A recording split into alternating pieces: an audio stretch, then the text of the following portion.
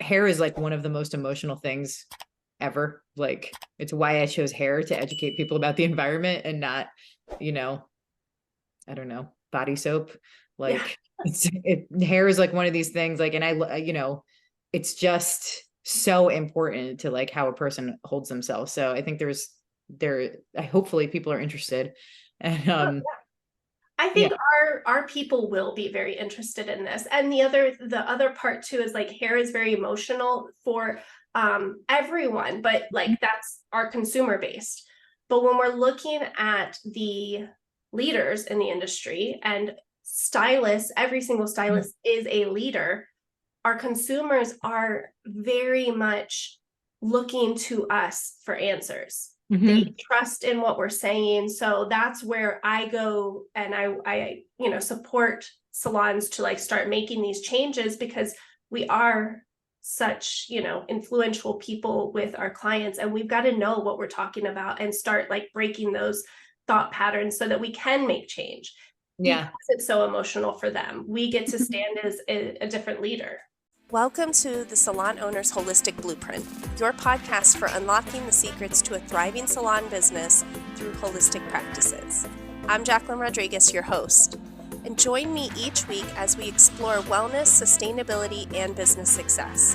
Everything from attracting conscious clients to adopting eco-friendly practices. We're going to cover it all to elevate your salon business. Welcome back to the Salon Owners Holistic Blueprint podcast. I'm your hostess, Jacqueline Rodriguez, and I am really excited about this episode because I am going to be having two amazing, wonderful women entrepreneurs going to come in and co-host with me. Tell us first a little bit about each one of you, and Kate, if you want to go first, and like how you got into your specific passion. So my specific passion for hair has started since I was like a little girl. I don't know. I've always just been fascinated by it. It's just one of those things that I was the little girl that cut my own bangs and my best friend's bangs like terribly and had to live through that. I was the little girl that kind of bought the box dye and I guess a little bit like 11, 12 years old, got the box dye and made the mistakes and did that all through high school. I was, the person like I went and even got like micro braids installed and had like big long extensions and braids. I mean, I've See had these pictures, Kate.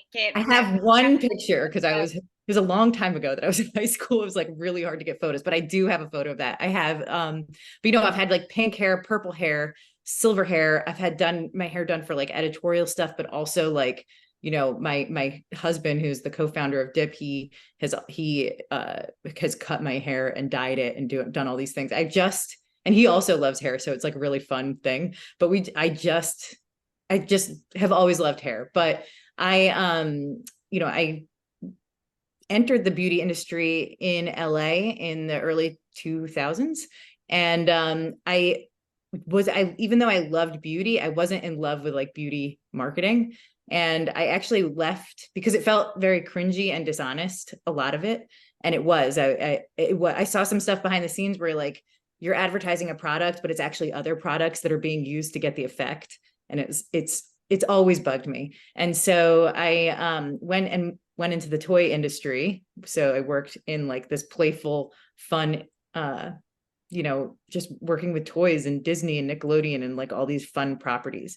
And then I went back into beauty as a consultant because I just, as toys, like as fun as they are, it's a lot of plastic. And there's something weird. Like I've always had this kind of plastic awareness, but I wasn't really aware of the health byproducts of plastic. But for me, it was the accumulation. That I think it's at the end of Toy Story 3 where there's like a landfill full of toys and you're just like, it hurts, and so anyway, I found out in 2014 when I was pregnant with my first son, I read this book where it was called Boys Adrift, and it was a little bit about how plastic runoff from a factory was changing male fish and making them lay eggs. And we're learning back then in 2014 when I was reading this, like horrified, we're learning that the plastic has this like other level of hideous to it beyond accumulating in a landfill. So everyone's like talking about landfills, but it's like, no, actually it's like destroying animal health.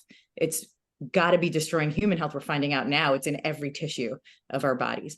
And so I went on this journey to reduce plastic, and I decided I couldn't find something that I really loved for my hair. I felt like all of the bars out there at the time were made for someone else. They were made for someone who didn't really obsess over hair. They obsessed over plastic, but forgot that like someone who like loves their hair isn't going to use this. You know, someone who buys an Oribe or Pureology or Kerastase, Kevin Murphy, like all of those, like they're not going to move to bars. And I was like, that's a problem, because those products are meant to be consumed every 3 to 5 weeks. So I decided to kind of take matters into my own hands, and the dip bars are the product of about 4 years of trial and error and research, and working with a chemist and recruiting every person I know to try them and put them through the ringer. And thankfully I live in New Jersey, where people tell you if something sucks, like they don't sugarcoat it at all. So like I went through many iterations before I found the formulas that I thought were the best across all hair types. And so that's how Dip was born. And it was born out of frustration, but also out of so much love for hair and the environment, and knowing that you can make one change in someone's life that will start a ripple effect throughout the rest. And you don't have to do it by scaring them about plastic. You could just make it really freaking good. Yes. Oh, I love that so much. There's so much to unpack there. One, because I felt the exact same way. That Toy Story landfill actually affected me the same way. I have little kids, so we watch it, and it made me cringe just to see all of that. But also what the plastics and the microplastics are doing to us, and what's not being talked about with all of that is horrifying. I mean, there's studies now being shown that even in utero, in the fetus, that there are microplastics. To me, that is just insanity. And I don't understand why we're still, that's even a discussion. It should be totally shut down. And, but that's just my opinion, right? Or our opinion. Obviously, we're on the same pages. But the other part of getting this type of product, what you said about it working, and not just working for the lack of better words, like a very granola, tree hugging, because that's what most people think that I am. Like my whole family thought I was crazy and thought I was like, but I love beauty. I've been in the industry for 24 years. In salons, working in salons. I've worked with top brands, and I absolutely love beauty and what we're able to do. And obviously I play around too. My hair is green. I always, I love playing around, but it's hard to find brands that care truly, not like you mentioned with the marketing of like, here's one result, but that's not what's actually being used. And so many people have no idea that that's what's happening, right? Yeah. Unfortunately, that is the truth of the matter. But products that will work on anyone, you don't have to be someone that doesn't have color, or that, just wears their hair like straight and does nothing to it. Like you can actually use your products and style your hair and have whatever, however you're wearing your hair every day. And also know that you're not going to be contributing to the larger problem of all of the terrible chemicals that are in our beauty industry, and the plastic waste, and, all the other things that come along with that. So that is really exciting to me, because that's what I'm in. Like it's very hard to even find something. So I'm really glad that companies like yours, and then we're going to talk about Lindsay's too, that they're coming out. They just need more recognition, and we get to band together to actually fight that huge marketing thing and bring out the brands who actually care. So I really am excited about that. This episode is brought to you by the Green Beauty Community, a vibrant, exclusive platform dedicated to connecting individuals and brands who share a passion for sustainable beauty. They strive to inspire, educate, and empower each member to make informed choices that celebrate beauty while respecting our planet. Become a green beauty advocate by joining the community today. Help us transform the beauty industry. Get access to sustainable education, connect with sustainable brands, and learn more about eco-friendly practices. Click the link in the show notes to get your exclusive discount code today.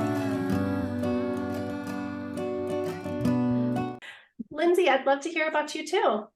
Yeah, well, I am the odd girl out here because I have had zero beauty background. In fact, my sister co-founder is a little bit more than me, but neither one of us had really been involved. My background's actually in nonprofit management. And so I worked with some community foundations and some other groups. And my husband's from the Bahamas, which is a beautiful string of islands in the Atlantic off the coast of Florida. I ended up there with him, ended up running an environmental education nonprofit.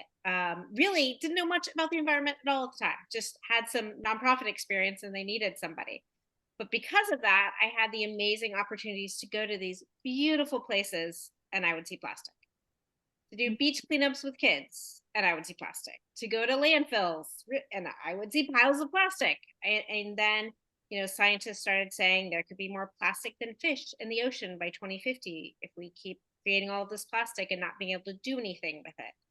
So I personally just started trying to use less plastic in my life, carrying the reusable water bottles, skipping the straw, the reusable bags. And to be honest, all of those plastic bottles in my shower, I would just stare at them and they were just irritating. I was like, I don't want to just keep throwing these away. And if DIP, existed in 2015, if Kate had did it a little faster, we may not have play problems. But at the time, there wasn't, the same story. Anything that I could find that worked for me, my hair, and it wasn't even at the salon level. I mean, I was just looking at a basic level of, clean, feel good, not stringy hair. Mm-hmm. And so I was like, all right, we're going to move back to the States. I'm ready to take a break from nonprofit world and grant writing and fundraising and events. Maybe I can come at this a different way. And my curiosity was, why do we keep throwing away packaging? Yeah, this will betray my age, but there was a time at which Netflix sent you DVDs and then you watched them and you sent them back and they sent you another one. I was like, why can't we do something like that? Like, why do I have to keep throwing away these bottles? And so I decided to try it. And we actually started with hair care because I was staring at those bottles in the shower, but also because it's something that, you use every day and that people are willing to pay a little bit more for. So it gave some room for some experiments in this service. So we, provide an opportunity for individuals, but also for salons and businesses to send them product in a bottle, in a gallon jar, in a bucket, have them use the product, and then we take that packaging back and we wash and reuse it. So we're honestly kind of more of like a service distribution company than anything else, but we wanted those. But then I started learning about all the crazy stuff that's in a lot of hair care when we were doing this, which I didn't know. So I was like, well, why would I create this environmentally friendly package and then put a bunch of chemicals in it, like that you're afraid to wash down the drain, or that I don't want, getting into our water system, or that you don't want on your body. So my clean ingredients beauty journey started then, of just, as we were considering what we wanted to put in the bottle and how we wanted to talk about it. And then I started learning about, the plastic health crisis again, because I started moving in these circles and I was like, oh, we're creating a, science experiment right now with us as the test subjects. I mean, the more we learn, the worse it is, which is not something that you want to, it's not like, oh, it's not as bad as we thought. It's, oh, actually, much worse. It's worse. And endocrine disruptors and microplastics. And, it just keeps. And I don't want to participate in this experiment. No, exactly. Opt out. And, so there has to be an option. You can't just expect people to make their own products at home. I mean, God knows I should not be making anything and putting it on my body. So you need solutions. And then you need education and awareness. And I think all of us fall into the trap of being busy and just keep buying the same things over and over and over, as business owners, as consumers, as all the things. So you need someone to help you say, wait a minute, let me take a breath, take a hot second, and reconsider some of these purchases. Yeah. And you need a better option. So, we're trying to provide the better option. Exactly. And I've learned over having the salon for so many years and talking to numerous of clients, we just don't know what we don't know. Because again, we are marketed very, very cleverly. Like they spend more money on marketing than we can even imagine just to market their products and put a spin on it that makes it feel like you're doing something good or like this is the only option. People see these things and they buy simply because it's the easiest thing to do. And they don't know any better because they don't know that we're being used as an experiment. Mm-hmm. Right? As a way to offload, oil byproducts. I mean, I think, the fossil fuel companies, as electric cars are coming on and other things, they see plastic as the way that they're going to continue to offload oil. So a lot of money and effort and time is being spent to keep us in this disposable, use it once, throw it away so we can sell you another one world. Yeah. Mm-hmm. And the repercussions or what is that word? Repercussions, yes. Repercussions of that is so huge. It is on so many different levels of our health, what it's doing to the planet, and what we're going to end up with if we continue down this path. Like, we really have to start looking at that. But that is why we're here to educate. And that's why we're here. It's not, and the biggest thing when I started the podcast and started the coaching was, I'm not doing this out of fear-based. That is not how I live my life. Mm. We can turn at any corner and see something that scares the living crap out of us. If we're really honest, right? Mm. That is not my tactic ever. I am simply wanting people to know that there are options. And heartfelt, because I don't want this on my body anymore. I don't want this in my salon. I don't want it with my kids. And I don't want my grandkids to have this problem either. So never is it going to be based out of fear, like, oh my gosh, you have to, like, there's some scary stuff out there when it comes to toxin products in our toxic ingredients in our products and all the plastics. But everyone listening, I want you to hear that this is education and heart-based. It's not to like scare you into another decision, because I think too much of that is happening. Yeah. I mean, you could scare me into buying a fire extinguisher, but you can't scare me into buying a shampoo. I'm sorry. Yeah. But so many tactics are like that. And, I think fear shuts people down. Mm-hmm. Start to get scared and you just don't want to hear it anymore. And I think guilt is not productive. Exactly. We definitely embrace this sort of progress, not perfection. I hate the term zero waste because it's like it's unachievable. It's zero. Mm-hmm. Nobody's zero. I mean, whatever anybody says out in the world, nobody's zero. It's an impossibility. Mm-hmm. So it's do exactly what you don't know, do better. Make one good choice. Yeah.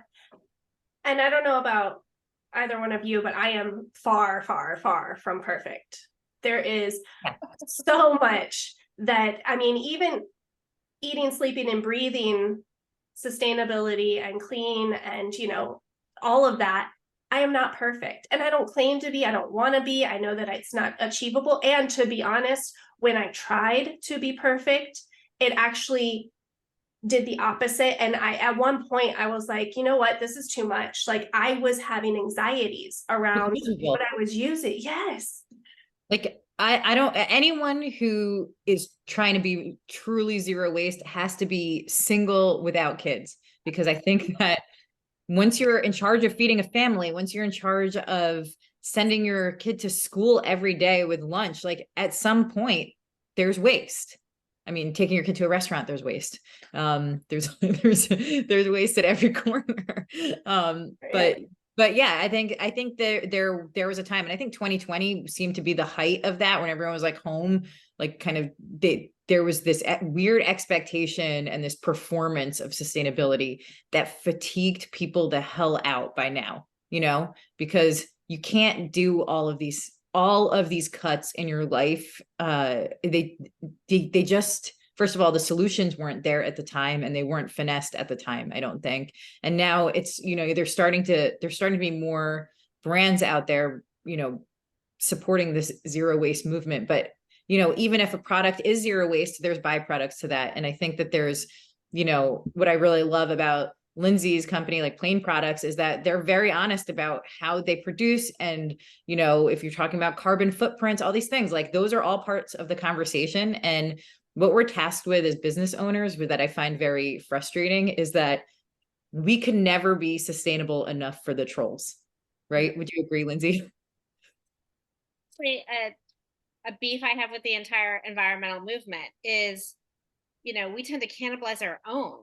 You're not good enough. I don't like the solution. You're not perfect enough. But instead of, like, there's a whole, 90% of the world out there that we could be working on, educating, bringing to our side. And instead we tear down each other for not achieving perfection. And it makes me crazy that piece of it of, so yes, 100% agree, which is, I think, why Kate and I get along so well is, we have, there's plenty of the people in the world to convince. We don't need to fight about the, 10 people that are already on our side looking at our options. Exactly. And as a hairstylist for so many years, like, that is exactly how we have performed and we're taught to perform getting into the industry, is to view people who are doing the same things that we are, who love the same passions that we are, as competition, and to tear each other down instead of band together. And that is what I'm so excited about, because we are going to have this whole series of episodes with the three of us, and we're going to be able to, like, break down those barriers, break down those beliefs, and build a new reality around what it is to be clean and sustainable in the beauty industry, and what it looks like to do it together without fear, without judgment, but just really talk about all the good things, the challenges, what it looks like behind the scenes, because that's what people need to hear. And that's what they need to be a part of, so that they can see they don't have to be perfect, and they can just take that one step and start their path.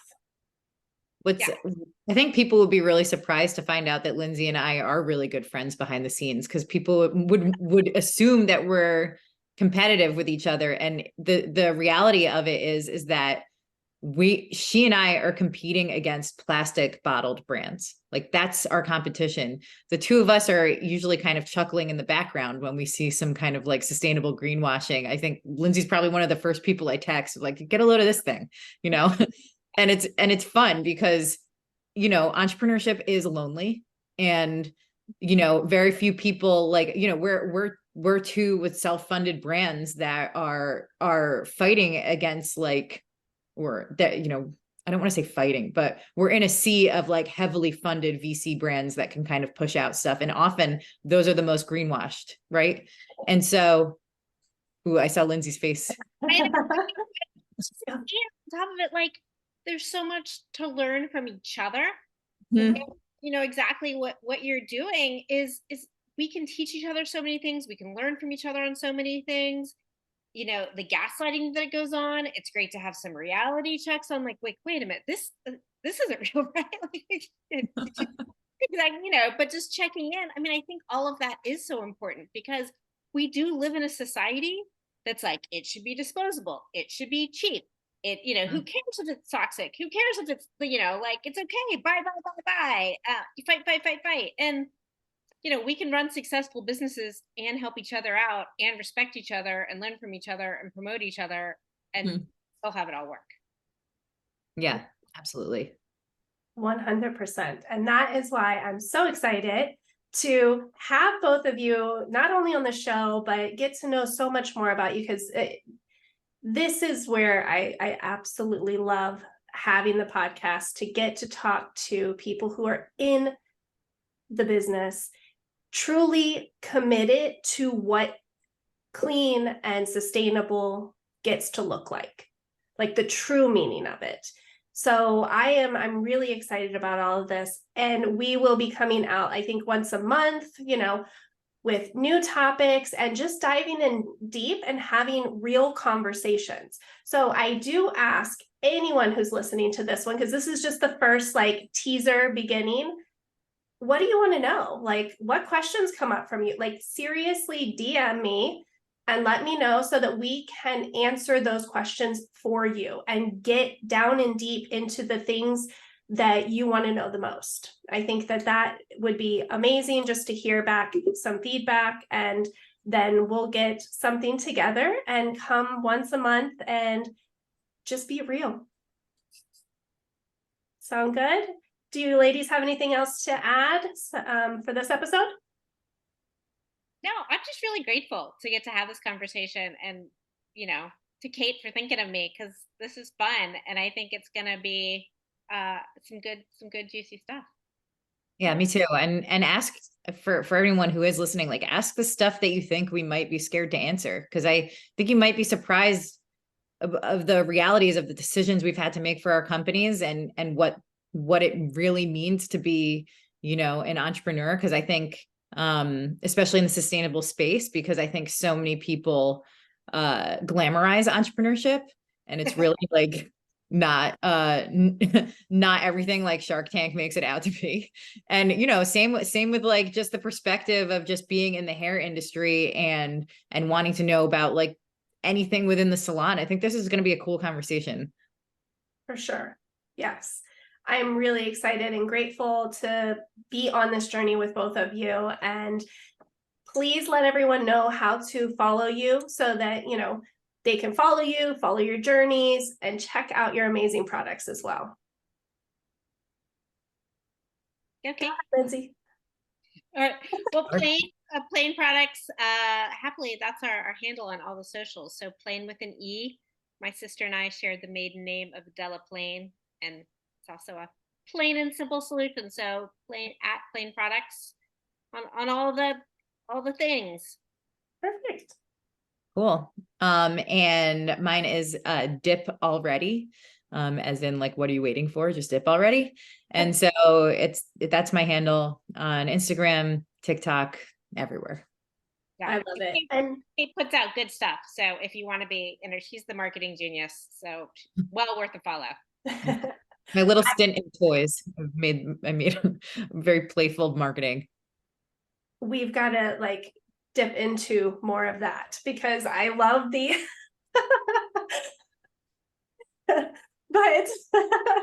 but I love the marketing part too. While I am very creative behind the chair and everything, I found that I actually like the marketing, just, in small doses, and figuring out the fun ways to do that. So we'll have to dive into that, because I think as entrepreneurs, that's a huge thing that we struggle with. So thank you both for being here. Everything that we have talked about is all going to be in the show notes. Make sure you click on everybody's link, and we will start putting out a schedule, or just follow us so you can see and you don't miss a message, and you can subscribe so that you don't miss any episodes. All right. Thank you so much, and make sure you check back with us next week. Thank you for tuning in to the Salon Owner's Holistic Blueprint. If you enjoyed today's episode, be sure to follow and subscribe. Until next time, stay inspired, stay passionate, and keep thriving in the world of holistic beauty.